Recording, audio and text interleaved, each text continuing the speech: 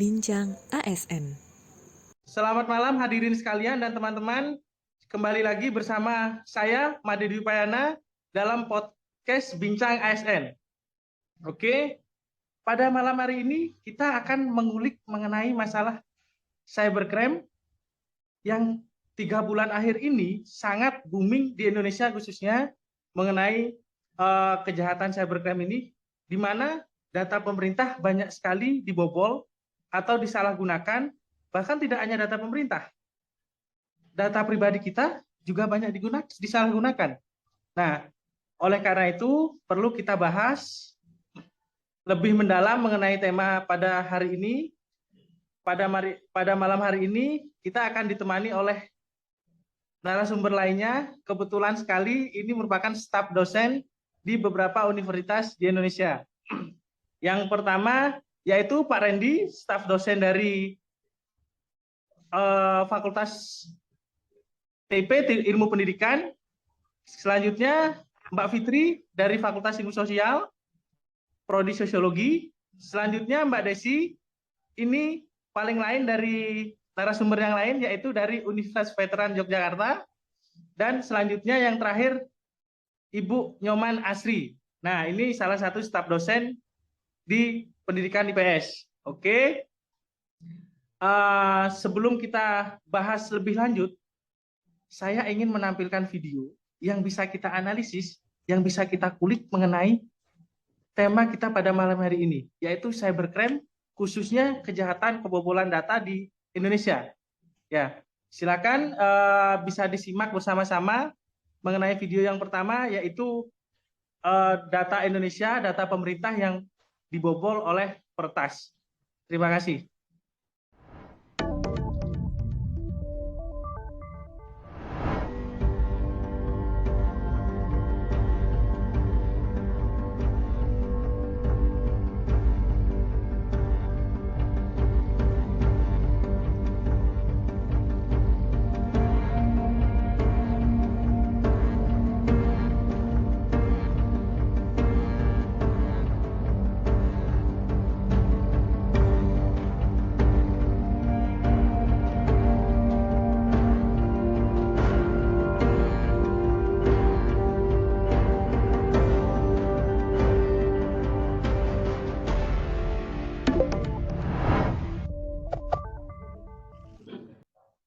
Nah, itu mungkin video pertama yang bisa kita lihat untuk kita pelajari bagaimana data pemerintah kita, data presiden bisa sampai dicuri oleh Pertas. Nah, ini mungkin akan menjadi bahasan yang perlu kita ulik ke depannya. Namun akan saya tampilkan video satu lagi, yaitu dari salah satu podcast yang cukup terkenal dan membawa narasumber seorang hacker. Jadi bisa kita saksikan video tersebut sekarang. Tapi kalau sampai sekarang tuh yang paling gampang dimasukin emang pemerintah punya. Pemerintah. Justru Paling situs gampang. pemerintah itu yang paling lemah ya. Harusnya Ya, bisa di situs pemerintah tuh bahkan sampai sekarang tuh jadi mainan. Jadi anak-anaknya baru belajar itu tes skillnya tuh di sana. Serius lu? Iya. Jadi Iya. kayak gue baru belajar nih, mau belajarnya ngetesnya di mana? Oh ya situs ini gitu kan. Anjir, coba Jadi kayak ayo cepet-cepet gitu ya masuk. tempat mencoba gitu. segitunya. Iya. Wah aneh, Ti. Iya. Bayangin badan sandi negara kemarin situsnya diretas sama orang Brazil. Kan konyol kan. Ronaldo kan yang retas. Main bola lagi kan. Sumpah lu. Iya. Iya, badannya aja yang bertanggung jawab untuk urusan Untuk keamanan aja cyber kena. keamanan aja kena. Jadi ya selucu itu gitu. Oh, Bah. oke. Wah, ini sih maksudnya harga diri ya, Bos, gitu. Bahkan itu dijadikan situs percobaan untuk anak-anak IT baru. Oke, terima kasih dari kedua video tersebut. Itu menjadi hal yang sangat menarik untuk kita bahas mengenai cybercrime. Nah, tadi ada salah satu kata atau salah satu kalimat mengenai Badan Sandi Negara yang dibobol oleh orang Brasil. Nah, itu Badan Sandi Negara sampai dibobol oleh hacker. Ini sangat-sangat di luar pikiran saya bagaimana hal ini bisa terjadi. Sehingga kita perlu kulik lebih dalam lagi, apa sih yang menyebabkan permasalahan tersebut? Apa sih dampak yang diakibatkan terhadap kita sebagai masyarakat atau Indonesia secara khususnya, dan kita perlu melakukan analisis juga bagaimana solusi yang bisa kita berikan, karena kebetulan kita salah satu staf dosen yang berkecimpung dalam dunia pendidikan, kita mungkin bisa memberikan masukan atau solusi yang lebih baik ke depannya. Oke, langsung saja pada inti acara, saya ingin berbincang-bincang langsung dengan narasumber kita yang sangat luar biasa, yaitu dengan Mbak Asri, yaitu mengenai analisis penyebab dari permasalahan yang sudah kita bahas dari awal, dari video-video tersebut. Silakan Mbak Asri, yang mana orangnya? Siap Bapak Oh, hadir.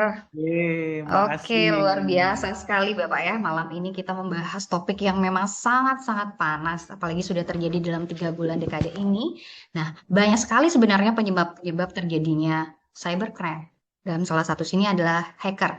Kalau secara umum, kalau kita lihat dari video yang sudah diputar tadi, yang ditayangkan tadi, ada beberapa penyebab. Yang pertama itu dari diri kita sendiri atau masyarakat dari dalam diri, rendahnya literasi atau aware terhadap perlindungan data pribadinya. Contohnya nih pemberian sandi yang gampang untuk diakses oleh orang lain, kemudian kurangnya kesadaran diri terhadap penyebaran data-data yang sifatnya sensitif atau pribadi.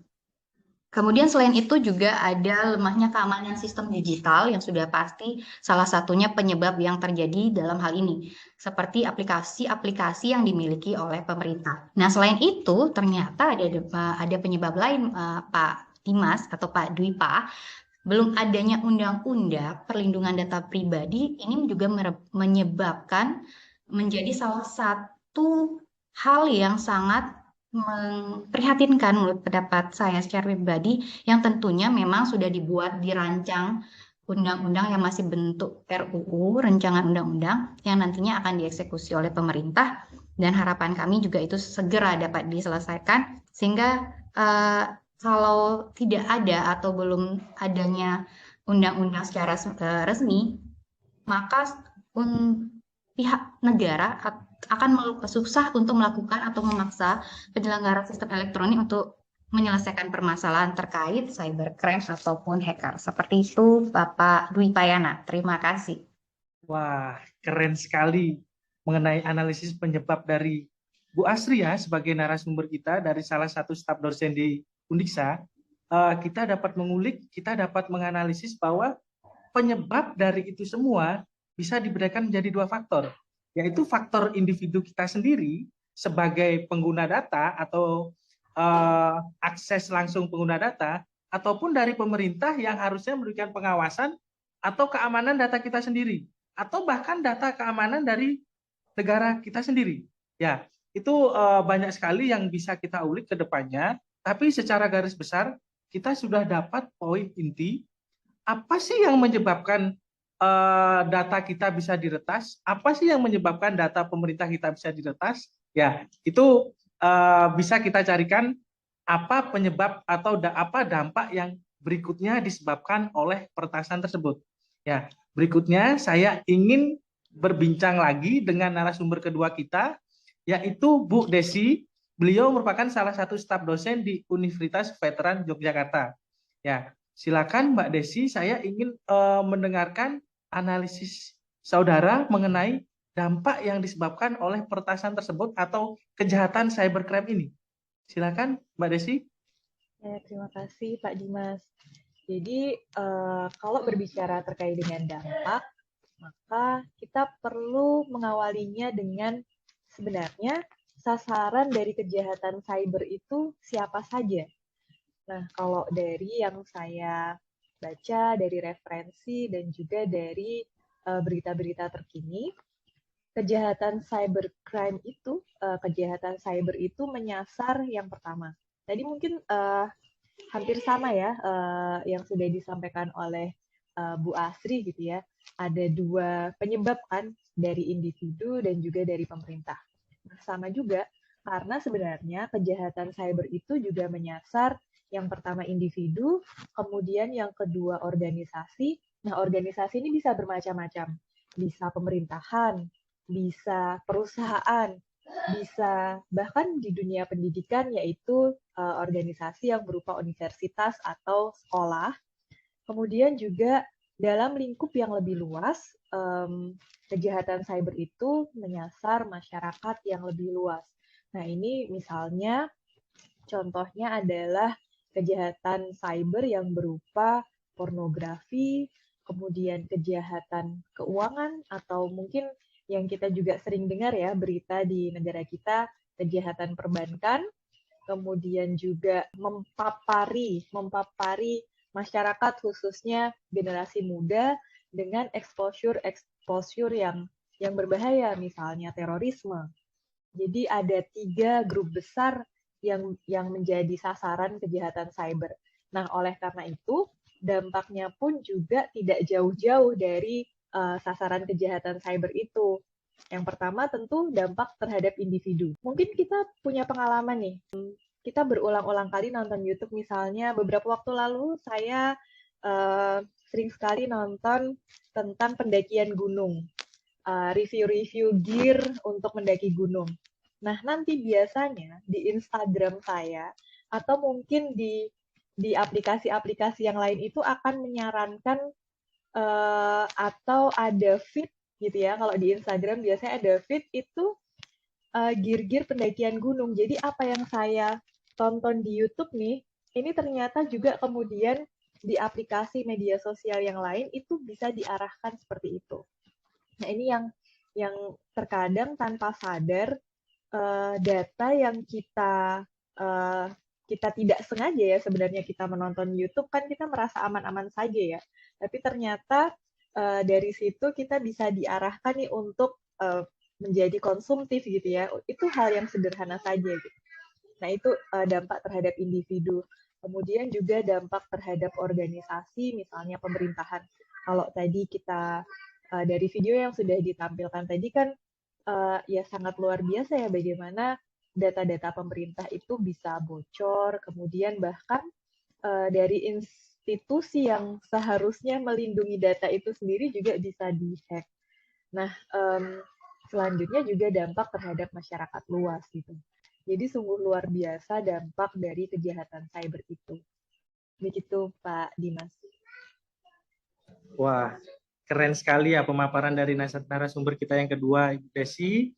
Bagaimana dampak dari cybercrime ini bisa menjadi sesuatu yang fatal bagi kehidupan kita secara individu maupun pemerintah. Semoga pemirsa dan penonton sekalian ketika menyaksikan video ini dapat menjadi lebih aware lagi mengenai bahaya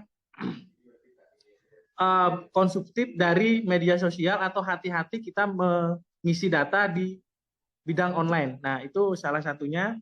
Oke, selanjutnya kita akan melanjutkan mengenai solusi yang bisa kita berikan sebagai akademisi mengenai dampak dari cybercrime ini. Nah, kita sudah mempunyai 2 narasumber untuk solusi ini ya, yaitu yang pertama Ibu Fitri Noviani dan Pak Randy. Jadi ini salah satu staf dosen juga di Universitas Pendidikan Ganesha. Jadi saya ingin sekali mendengarkan pendapat dari kedua narasumber ini. Semoga akan menjadi manfaat yang baik untuk kita ke depannya. Silakan untuk Bu Fitri atau Pak Randy memberikan pemaparannya mengenai solusi yang bisa kita berikan mengenai dampak cybercrime itu. Siapa yang dulu nih? Saya atau Pak Randy? Silakan, saya ingin mendengarkan pemaparan dari Pak Randy dulu mengenai solusi yang bisa diberikan oleh Pak Randy. Terima kasih. Oke, terima kasih Pak Made kesempatannya. Jadi kalau mendengarkan dari yang disampaikan oleh Bu Desi barusan ya, memang dampaknya sangat mengerikan untuk kita ya, baik itu untuk individu maupun juga untuk instansi pemerintah ya.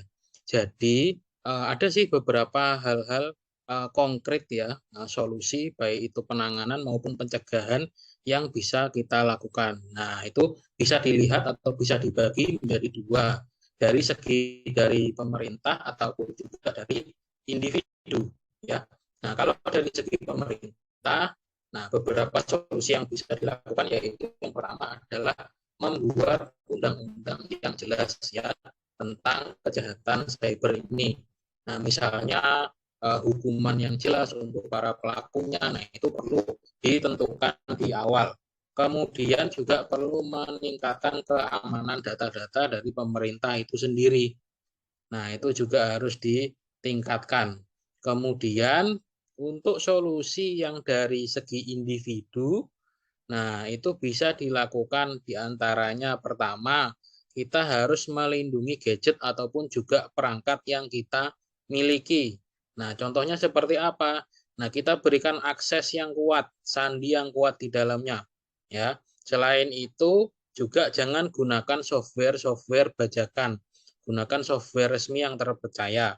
Yang ketiga, selalu update antivirus secara rutin. Ya. Yang keempat adalah kita sendiri harus memiliki sikap waspada.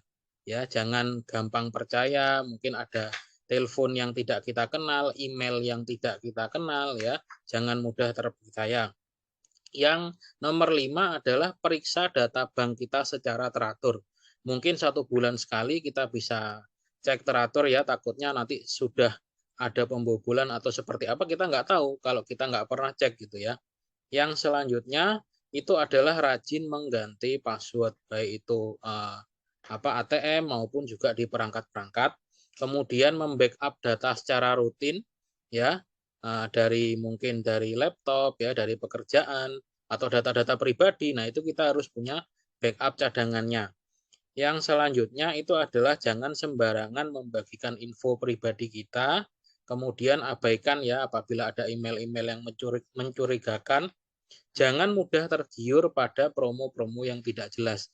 Nah, kadang-kadang di sini ada promo-promo menggiurkan yang membuat kita mengklik link tersebut. Nah, itu harus dihindari. Dan terakhir adalah kita harus berani untuk melaporkan apabila kita menemukan kecurigaan terhadap kejahatan cyber. Mungkin seperti itu Pak Made, sedikit solusi dari saya. Mungkin nanti bisa ditambahkan oleh Bu Fitri. Terima kasih. Oke, luar biasa sekali ya pemaparan solusi yang diberikan oleh Pak Randy mengenai dampak cybercrime secara khususnya bagi pribadi maupun pemerintah.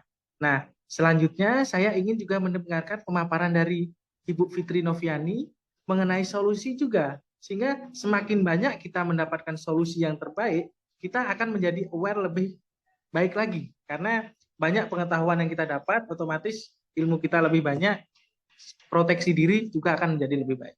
Silakan Ibu Fitri untuk memaparkan materinya. Baik Pak Dimas, kalau tadi Pak Randy udah panjang lebar menjelaskan dari sisi individu dan juga dari pemerintahnya, bagaimana untuk memprotek diri maupun pemerintah yang berwenang punya kuasa untuk melakukan sesuatu terobosan.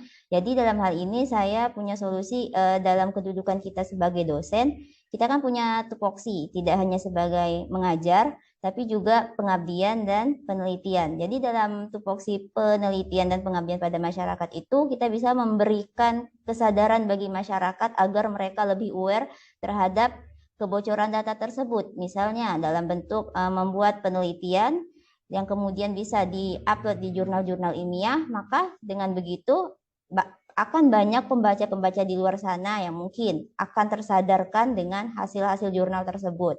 Kemudian juga kita bisa melakukan pengabdian kepada masyarakat, misalnya ke pedesaan-pedesaan yang mungkin secara umum di sana masih kurang akses terhadap teknologi-teknologi, sehingga dengan kita memberikan pengabdian kepada masyarakat, sosialisasi kepada mereka agar mereka punya kesadaran untuk berpikir kritis, tidak langsung menerima mentah-mentah atas apa yang mereka baca di internet atau ada anjuran untuk mengisi link situs yang ilegal, yang kemudian dengan mereka mengisi situs-situs ilegal tersebut bukannya malah menguntungkan mereka mendapatkan hadiah atau segala macam, tapi malah mungkin data-data mereka secara pribadi bisa diretas ataupun mereka bisa terkena kasus penipuan, karena sekarang modus-modus seperti itu bukan hanya yang ada modus-modus yang mungkin biasanya tidak secara sadar kemudian itu bisa diikuti oleh orang-orang yang mengakses link tersebut.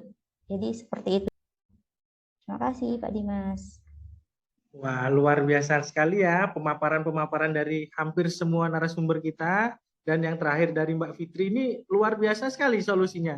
Beliau mengaitkan bagaimana tugas seorang ASN dosen menjalankan Tridharma perguruan tinggi dimanfaatkan untuk memberikan literasi digital atau self-awareness terhadap masyarakat, hampir seluruh lapisan masyarakat untuk mampu menjaga data pribadinya. Karena di era ini, hampir seluruh lapisan masyarakat itu menggunakan gadget untuk mengakses platform digital. Nah, ini perlunya pemahaman lebih mengenai mengamankan data pribadi atau situs-situs yang tidak bertanggung jawab. Nah, baik, kita sudah sampai di penghujung acara bincang-bincang pada malam hari ini. Oke, mari kita akhiri. Kita bisa kembali ke aktivitasnya masing-masing. Terima kasih untuk para narasumber. Apabila salah kata saya, mohon dimaafkan. Sekian dari podcast kita malam hari ini. Semoga bermanfaat untuk kita semua, pemirsa dan hadirin yang sudah mau mendengarkan perbincangan kita pada malam hari.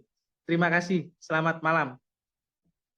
Selamat malam. Terima kasih Bapak. Selamat Selamat malam. Selamat malam Bapak Ibu semua. Ya, Bincang ASN.